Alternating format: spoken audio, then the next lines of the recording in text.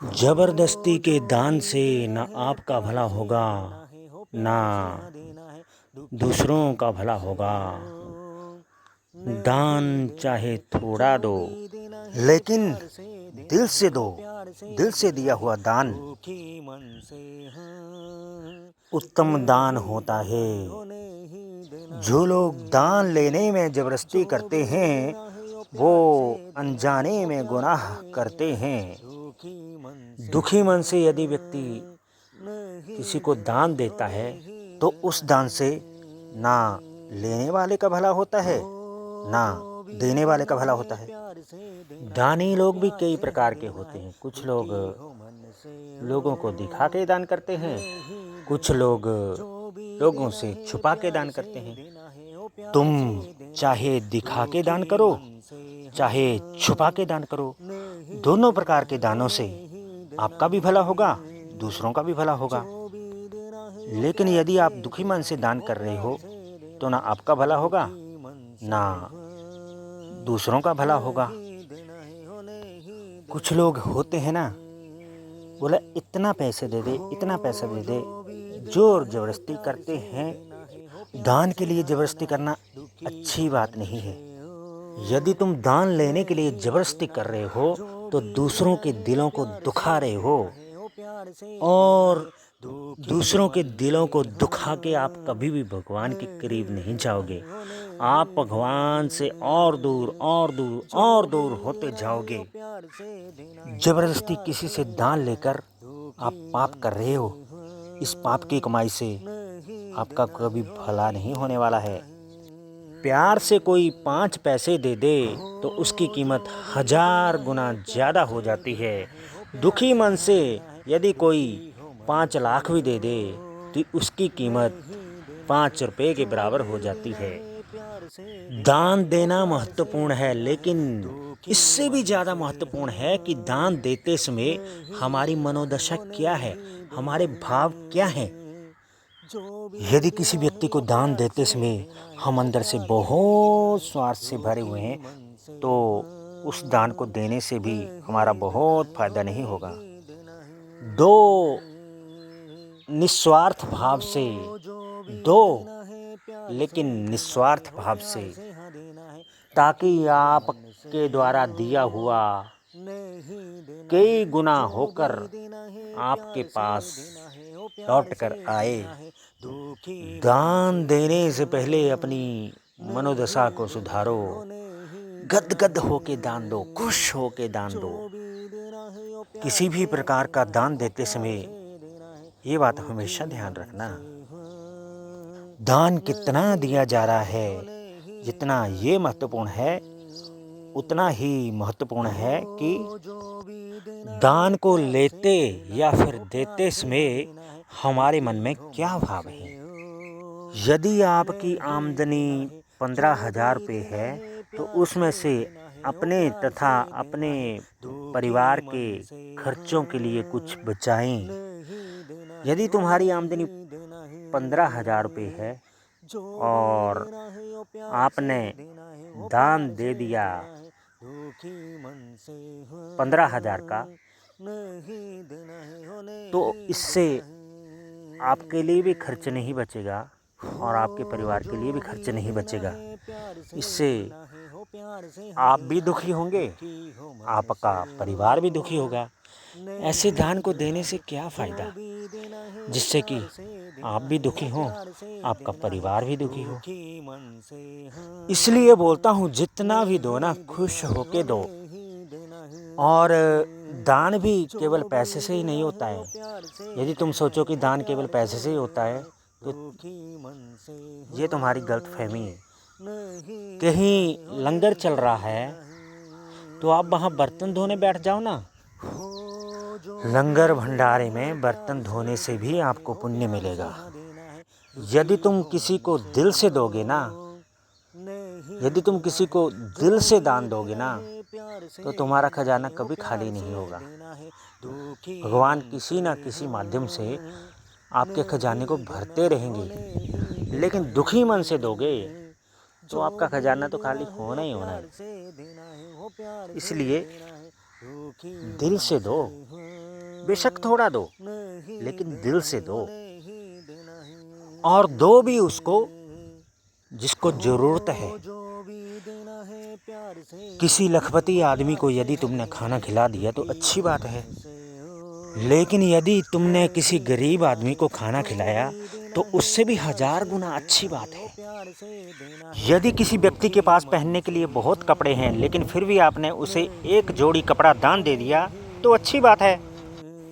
किसी व्यक्ति के पास पहनने के लिए टूटे फूटे कपड़े हैं, या फिर पहनने के लिए एक ही जोड़ी कपड़ा है, तो उसको यदि आपने कपड़े का सूट दे दिया तो 1000 गुना अच्छी बात है।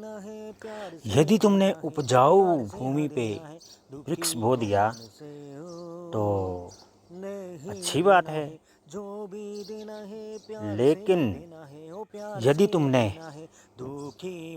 बहुत कम उपजाऊ भूमि पे या बंजर भूमि पे वृक्ष बो दिया तो इससे भी बहुत अच्छी बात है। यदि तुमने किसी के घर में नल लगवा दिया तो अच्छी बात है, लेकिन यदि तुमने बच्चों के स्कूल में नल लगवा दिया तो इससे भी 1000 गुना अच्छी बात है। यदि तुमने किसी खुसरे को दान दे दिया तो अच्छी बात है, लेकिन यदि तुमने ऐसे व्यक्ति को दान दिया जिसके हाथ पांव नहीं है, जो कमा नहीं सकता है, तो इससे भी 1000 गुना अच्छी बात है। यदि तुमने किसी को पैसे का दान दिया तो अच्छी बात है, लेकिन यदि तुमने किसी को पैसे का दान देने की बजाय कोई खाने की वस्तु दे दी तो और भी अच्छी बात है। क्योंकि यदि तुम किसी को पैसा दान में दोगे तो वो ज़रूरी नहीं कि खाने की चीज़ ही उससे खरीदे, वो उससे हानिकारक चीज़ भी खरीद सकता है।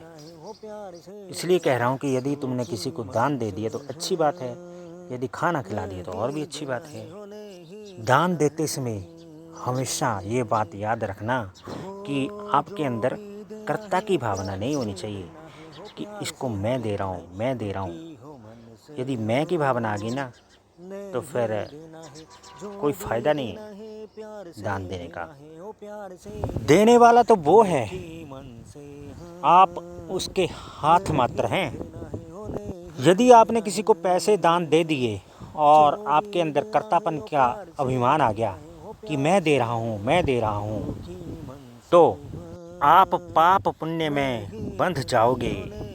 क्योंकि आपने तो किसी को पैसे दे दिए, अब वो उन पैसों का कैसे इस्तेमाल करता है ये उस पर निर्भर करता है। ज़रूरी थोड़ी है कि वो उन पैसों से खाने पीने की या फिर अन्य इस्तेमाल की वस्तु ही खरीदे। वो कोई नशीला पदार्थ भी तो खरीद सकता है, या फिर उन पैसों से कोई हथियार लेकर किसी जीव को भी तो मार सकता है। इसलिए भगवान कृष्ण गीता में कहते हैं कि हे अर्जुन, पाप कर्म लोहे की बेड़ी है, पुण्य कर्म सोने की बेड़ी है। तो मन में से कर्ता भाव को त्याग और पाप और पुण्य से ऊपर उठ जा। यदि तेरे अंदर से कर्तापन का भाव चला जाएगा तो तू निश्चय ही मुझे प्राप्त कर लेगा। इसलिए आपने भगवान विष्णु की आरती में सुना भी होगा, ये कहते हैं कि तेरा तुझको अर्पण क्या लागे मेरा, हुम जय जगदीश हरे। जब आप किसी को दान देते हैं तो भगवान से प्रार्थना करें कि हे भगवान, सबको देने वाले आप हो। मैं कौन होता हूँ या मैं कौन होती हूँ किसी को देने वाली या देने वाला। सबकी झोलियाँ भरने वाले आप हो। आपको मेरा दिल से प्रणाम, आपको मेरा प्रेम सहित प्रणाम। आशा करता हूँ कि आपने इस वीडियो से कुछ ना कुछ अच्छा सीखा होगा तथा अच्छा सीखकर आप इसे अमल में भी लाएंगे। अंत में मैं फिर वही बात दोहराता हूँ जो शिव शंकर भगवान की आरती में आप बोलते हैं, ब्रह्मा विष्णु सदा शिव जानत अविवेका,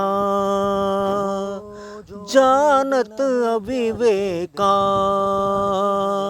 प्रणव अक्षर के मध्य ये तीनों एका, ओम जय शिव ओंकारा।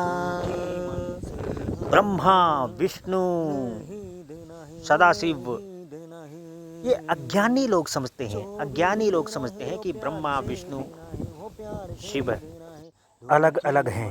प्रणव अक्षर के मध्य में यानी कि ओम नाम के मध्य में ये तीनों एक हैं। जिस प्रकार तुम बचपन में होते हो, जवानी में होते हो, बुढ़ापे में होते हो, तो तुम्हारे अलग अलग रूप होते हैं, उसी प्रकार ब्रह्मा विष्णु महेश एक ही शक्ति के 3 रूप हैं। अब मेरे साथ प्रेम से बोलो, पहले ही बोल देता हूँ, ऊपरी मन से नहीं बोलना है, प्रेम से बोलना है। आंखें बंद करो और प्रेम से बोलो, जय भोलेनाथ, जय भोलेनाथ। प्रेम से भोलेनाथ को प्रणाम करें। उनके अंदर ही ब्रह्मा विष्णु को देखें तथा प्रेम से बोले, जय भोलेनाथ।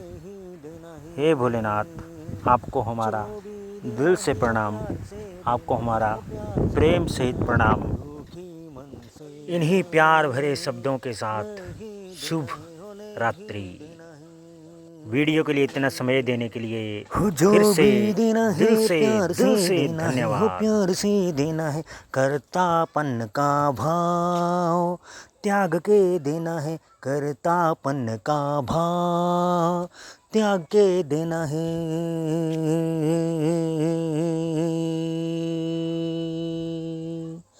जय भोलेनाथ।